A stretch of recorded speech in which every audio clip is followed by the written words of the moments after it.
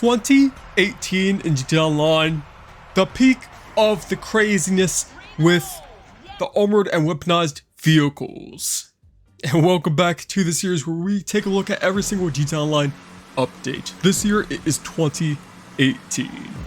And we start off with the Southern San Andreas Super Sport Series. The only other DLC that's, well, not even worse, this might be the worst DLC. It did add quite a few content, but the only other DLC worse than this is probably the Los Angeles Summer Special of 2020. The vehicles, terrible. They were fast, but terrible. The content, NASCAR style races. And if you thought some of the, and you know, NASCAR, okay, it's pretty cool. People like it. In GTA Online, not so much fun. You're racing in circles the whole time. They really did try to create a Cunning Stunts 2.0 with this DLC. So this DLC was released on March 20th, 2018. And these included hot ring circuits, basically stunt races 2.0, NASCAR style. We got 10 new ones, and with it they put it double money for the first few weeks. But these races were locked to the hot ring Sabre. Okay, you couldn't use your own personal vehicles. Well, you could if it was only the hot ring Sabre. Now, racing around these tracks, it was really just racing around a circle. Some tracks were a little different, but it was just super boring. Maybe it was just me, but I did not like these at all. And the player count shows it. Not many people played these races after the first 1 or 2 weeks. It did make pretty good money. They did buff up the pay on these races. But no one played it after a few weeks after launch. So this DLC was like a racing style, you know, try and make Cunning Stunts 2.0, but they failed massively. I think we would get the races out of the way here. Not too much more to talk about of these. But the biggest rant I have about this DLC, okay? The vehicles. Now, the vehicles, they look good on paper, right? The Taipan, actually a pretty decent car. Hot Ring Sabre, okay, NASCAR style view. The Entity XXR, finally a successor to the Entity. It was fast, but I'm gonna save the biggest catch for a second. Okay, Vapid JB200, a decent vehicle. The Volkel Vagla, the Class A Tesseract, which is kind of a Centorno 2.0. The Vapid Ellie, which again, it should have been a great vehicle. The Vapid Car Cara, Sea Sparrow, Vapid Flash GT, Wissy Ini Classic, the Tyrant, the Vapinator Dominator, the Vapid Dominator GTX, the Lampadaddy Michelin GT, the Rune Cherubic. Now let's take a look. Let's go back to Entity XXR, right? It was fast. It was good in the circuit, good top speed. Even now, I think it has HSW upgrade now. I think, even without it, one of the best top speeds for the supercar class now. But this is where all of these vehicles in this DLC, and I think even before, a little bit before this and a little bit after, had advanced handling flags. Now I'm going to link a video by BROUGHYS1322 in the description and comments, so you guys just get a knowledge of what they are if you don't know what they are already. But if you drive these vehicles, you should already know something feels off. You know what feels off about these vehicles. You spin out over every bump you go. Over. Let's go to the Entity. Okay, live gameplay here. Let's go to the Entity, drive it. You know, okay, feels good, feels solid. Kind of easy vehicle to drive. You know, 2013 GTA Online, easy vehicle to drive. Let's go to the Entity XXR. Going over these bumps, you just see how much air you get. You see the car almost shift in the air when you go over these bumps. It loses all the traction for a split second. I don't know what the cause of these were, but they added advanced handling flags to it.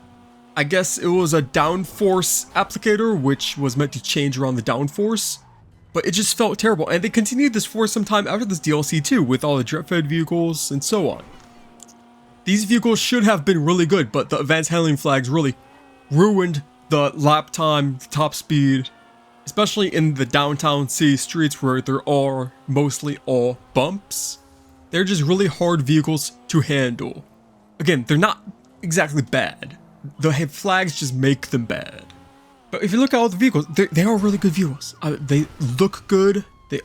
the Vapid Dominator GTX. This was kind of the start of where these vehicles just looked really close to the real life counterpart, which they never did before. But the NCDXs are looking very, very close to the Koenigsegg 1. The Dominator very, very close to Mustang in real life. Vapid Flash GT, I mean, that's a 1-to-1 copy right there. But yeah, this DLC would be drip fed until June 5th, 2018. And for the July DLC, July 24th, 2018, we got the After Hours DLC. The first time ever they brought back characters from past GTA games. Tony Prince is back from GTA 4, The Battle of Gay Tony. Laszlo is back. English Dave, even Jimmy has a cameo in this DLC. And this DLC was actually pretty massive. I think it was the biggest DLC since Import-Export, maybe even bigger than that one. It introduced you to the nightclub business, which was a whole business about running a nightclub with Tony. And these had very good customization options. You could choose from 10 different locations, 9 names. You had 3 different layout options for the interior. You had 4 different DJs, which you actually had to there was a meme running around that these were the first ever real life people to be drip fed because the DJs were actually real life people. They used the real names. Again, I kind of have mixed opinions about this, even though they did it multiple times before, but I just feel like it kind of breaks. It just feels like promotion for them. It feels like they paid to be in this DLC. It feels weird, but it was actually pretty fun content. I'm not gonna lie. It did get repetitive over some time, but at the beginning, for some time, it was pretty fun. So the business was mostly AFK business. You know, if you had a bunch of these other biker businesses and CEO businesses, you profited more of the AFK moneymaker method of this business. You have the underground storage that would rack up some money over time if you had more businesses, and you could assign researchers to each business. Some were better than others, so you really had to do your research in which ones would pay out the more over time. This was also one of the most expensive DLCs. I think if you want to do everything, get all the upgrades, it was around $10 million just for really the business alone, not even counting the vehicles. And one of the best paying also, $4 million, I think the maximum you can make, including selling in the full session. But best of all, you could all do this solo, even if you had a full warehouse. I think there was one delivery where you had to drive 2 vehicles, but all the others were solo, only 1 vehicle. It was so amazing, such a good way to make money. If you do know how to utilize this DLC the best, you can make a lot of money even if you don't do anything else. I think this is my #1 way of making money today, because all I do really nowadays is make YouTube videos and GTA Online. This also introduced business battles in free mode. So kind of a new free mode event. And with these, you could earn very big money. This was actually worth doing. Still is. Even though you don't really see a lot of people doing it anymore. Every 15 minutes in the public session, you would get crates that drop vehicles you have to go collect for this business. If you don't have the business, you could sell it for money. But if you had the business, it would put more goods into the warehouse side of things. Inside nightclub, you also had nightclub promotions, which didn't really pay that much. DJ missions and sell good missions, which was of course the biggest thing. But it was also in depth. In order to keep it all the way up for this in-game safe in this business, you had to keep the popularity at 100% to earn the maximum. So that had you running around doing nightclub promotions, DJ missions, all sorts of things, going in kicking some bad guys out of the nightclub. But it was in depth. This business is one of the best in my opinion. Now the vehicles, this is where stuff is going to get fun. We have the Dinka Jester Classic, the Mule Custom for the nightclub, the Patriot Stretch, which was kind of a meme at the time, the Pounder Custom, the Festival Bus, the Ocelot Swinger, and the Speedo Custom. In the drip fed content, we have the Enos Stafford, the Blip returning in GTA Online, the B-11 Strike Force becoming a very good jet. Competitive against the Pyro, but also it can be competitive against Hydras as well. The Declasse Scramjet, which was a very fun car. It had the jump, it had a rocket boost. I still use this to this day. Very fun vehicle. Very accurate homing missiles too, so you can take out Oppressor Mark IIs and Oppressor's jets with these missiles. The Menacer, which was the most armored vehicle of this DLC with a minigun on top of it. The Free Crawler, an off-road vehicle. The 2 main ones, first off, the benefactor, Terabyte. This was his own vehicle that had missions inside of it. Paying $30,000 just for about 5 minutes of work. Very, very good money. I always add this. I've always put it on my money making method videos. If you guys watch those, always add this on top of it. Maybe if you like CEO free mode missions better, maybe sure that would be better. But this one is such good easy money, especially win double money. $60,000 for 5 minutes of work. There's nothing like it. And one of the most armored vehicles too as well. This can withstand what? 60 homing missiles. And you could store the Oppressor Mark II in the back. And that's the last vehicle we have, the Oppressor Mark II. Yeah, here it is. This was the most advanced, the peak of armored, actually, maybe that's the next DLC. The peak of armored vehicles, weaponized vehicles, the Oppressor Mark II. A flying bike, advanced homing missiles, a boost. This alone changed the game. People still complain about this. Even after multiple nerfs, people still complain about this bike. It was a fun bike. The negatives, griefers used it. We now have a whole new level league of griefers using the Oppressor Mark II. But also during this time, every business was free mode only. You had to be in a public session. So these made it just easier for people to lock onto delivering goods and destroy your goods super easily because they were in a flying bike. It's not like they had to aim in a jet. They just lock onto you in a flying bike. That's all. That was faster than really most ground vehicles as well. But also a major thing, which they did go on to nerf a few years later, but if it was destroyed, just register as an MC president and request it back instantly. There was no escaping this. If someone wanted to come after you, you couldn't escape it. We could go on for hours. You guys watch plenty of videos about the Oppressor Mark II. I don't need to say anything else. But the positives, it changed money making. This still is a grinder's best friend. Always on my grinding list for best ways to make money. Always use the Oppressor Mark II as the biggest tip I have. People will see you flying around with free mode Oppressor Mark II, think you're a griefer, message you. In reality, you're making more money than they are. Why use a helicopter when there's an Oppressor Mark II? Why use a jet when there's an Oppressor Mark II? It's the new best way to get around the map, get around the game. Best way to travel. Even after the speed nerf, still the best way to travel. So yeah, Oppressor Mark II, very controversial. This is going to go down in history. Probably going to make a return to GTA 6, maybe a 2030, who knows. And another new Red Dead Redemption event, finding the stone hatchet, the new weapon in the game. You got a bonus $100,000 for collecting it, also unlock it in RDR2, but also this is one of the only weapons in GTA Online that gives you a special ability. The Rampage ability from Trevor now happens when you kill multiple NPCs players with the hatchet. You now get that special ability. Extra armor, extra running ability, stamina, if you use this. So very good for missions and certain situations. You see some Reddit clips of that. And this would be a last DLC before Red Dead Redemption 2. So really, there wasn't much going on after this because they really wanted to promote RDR2. There was, of course, your event weeks. And here again, you see where they drip-fed real-life people, the first ever real-life people to be drip-fed.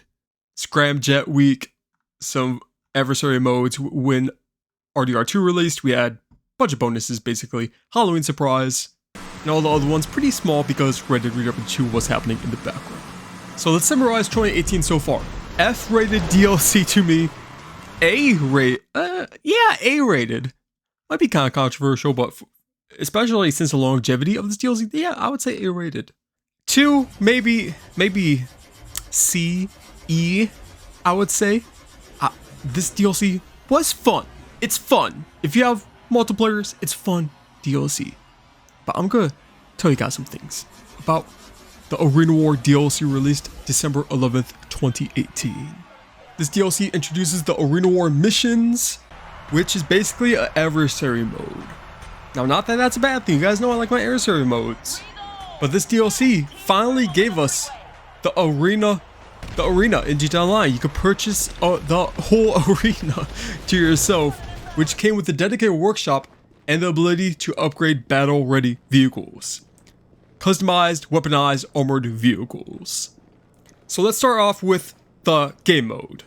You have 9 total game modes: Carnage, Flag War, Game Masters, Here Comes the Monsters, Hot Bomb, Tag Team, Wreck It, Buzzer Beater, and Bombshell. all of these, they are pretty fun. You know, it's big arena, big adversary mode. They were fun, especially the more players you had. You could make very good money with it in the full session. Lots of special abilities to pick up, ways to beat the other team, methods to win this.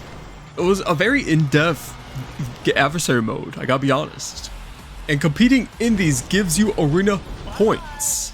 Now the arena points can be used in the spectating box to spin the wheel, which gives you money, RP, more arena points, free spins. You can buy clothing and so on with these arena points. But most importantly, you have the levels. And even still, I played quite a few, and even still, I only think I have one unlocked. So these are special vehicles you can unlock. At 4,250 points, you get the taxi. 14,000, you get the dozer. At 31,000, you get the clown van.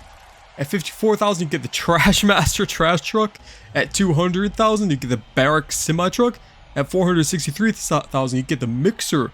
At 1,272,000, you get the space stalker. The only legit way now to unlock the space stalker.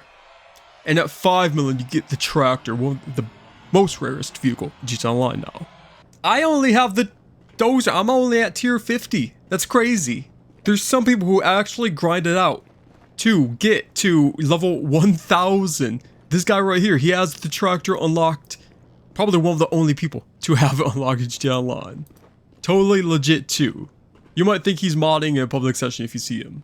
This DLC also gave us RC Bandito races, 8 of them, and then 7 more in the Dreadfed content. 8 repo missions, which were pretty good new contact missions, but most importantly, they paid very good, especially during double money event weeks. Simeon returning to give us new repo missions.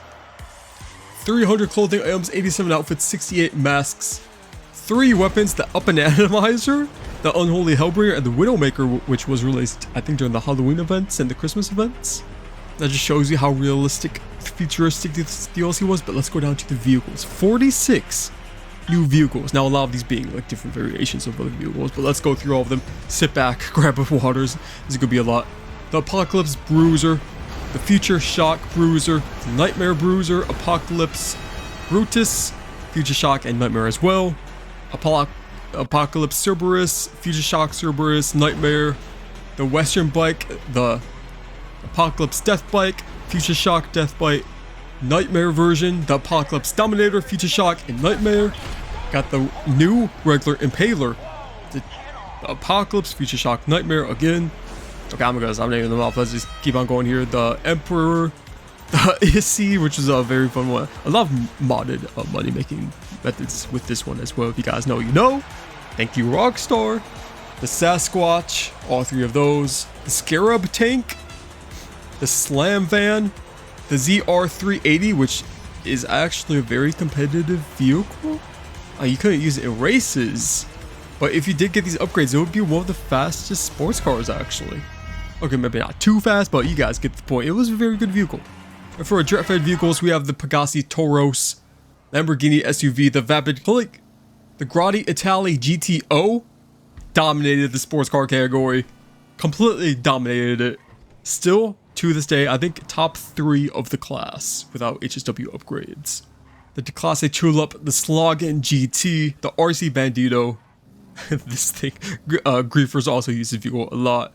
The Deviant, the Classe Vamos, and the Devastate 8. For some reason, I thought it was before. For some reason, I thought it was 2017. But no, the Devastate 8 released February 21st, 2019. That's how long the Dreadfed content lasted, which was quite a long time. But the Devastate 8 becoming the best top speed supercar vehicle in the whole game. Still, again, just like the GTO, to this day, still one of the best, especially now that it has its own HSW upgrade, still at the top of the class. And the whole Dreadfed for all the events and everything would go to July 22, 2019, and 2018 is the last year ever that we get 3 DLCs. Yeah, what a time. What a time to be alive. Who would imagine 3 whole DLCs in 1 year? But after that, we get 2 DLCs each year, and really, I think 2019 is really where GTA 6 development starts to take off. You know, we had that massive leak in 2019, all the gameplay clips, some of them were recorded in 2019. Yeah, and we're still waiting in 2025. Huh? Yeah, 2018, very mixed year. You know, the beginning not so strong. Arena Wars massive DLC. After Hours massive DLC. Arena War, yeah, fun, but no. Who still plays this? In fact, who uses the vehicles? It's rare that you see anyone using one of these vehicles in free mode nowadays. Just take a look at this clip here from last winter DLC that I recorded. Me and some randoms started using them. Yeah, lots of people probably forgot about these vehicles being in the game. So if you want to surprise someone, pull out one of these vehicles, go drive around free mode. Yeah, you might get some looks and some messages. Ranking this year, yeah, it might be in the bottom 4 or 5. You look at 2016, we had so many DLCs and so many bangers that year. That's probably number 1 to me. 2017, probably top 4, maybe 4th for me. 2018, probably smack dab in the middle, you know. Well, 2020 was... Okay, 2020 I did have a cow pre-go. That is the only thing carrying that year. 2018 might be just above 2022. 2022, I really didn't like that year at all. Joel. Yeah, we're good. Actually, yeah, 2018, very in the middle here to me. But that's why I make these videos. Tell me what you guys think in the comments. Maybe I'm wrong. Maybe the special vehicles, maybe the Super Sport series is actually the best DLC. Maybe I'm missing out on something. Who knows? But yeah, if you guys got this far into the video, promise to like this, so leave a like and subscribe to see what video I make next.